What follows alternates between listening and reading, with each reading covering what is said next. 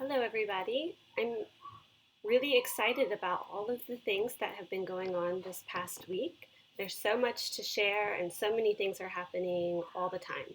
But I wanted to tell you about 3 things you might have missed this week in less than 3 minutes.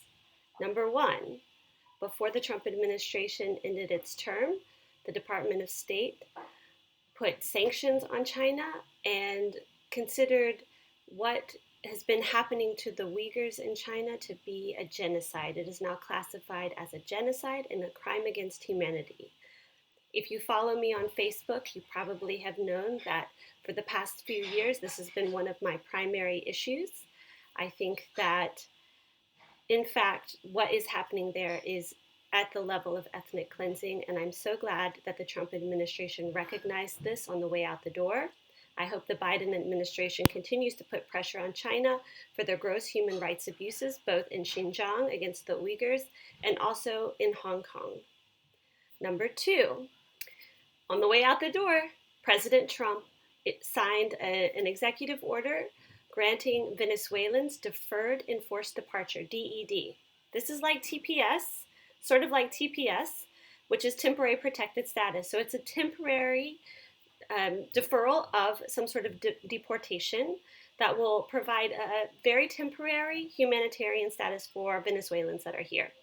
This is late in coming, but better late than never. And for the Venezuelans who've lived here in limbo for many years, this must be a relief. Number 3, yesterday, among the many executive orders and policies that President Biden signed into law was a new priority for enforcement of removals and detention. They halted all removals for the next 100 days pending a comprehensive review, and they have changed the priorities for detention and issuance of notices to appear in immigration court. Now, the priorities are for people who are national security risks, people who have been convicted of aggravated felonies, and finally for people who are recent arrivals since November of 2020. What this means is that for a temporary period of time, ICE and other agencies of the Immigration Service, the Department of Homeland Security, can use their discretion not to detain many immigrants who are not a danger to our national security.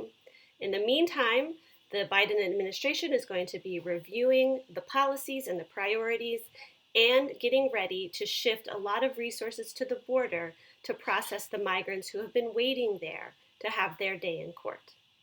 There you go. 3 changes in 3 minutes. Thank you.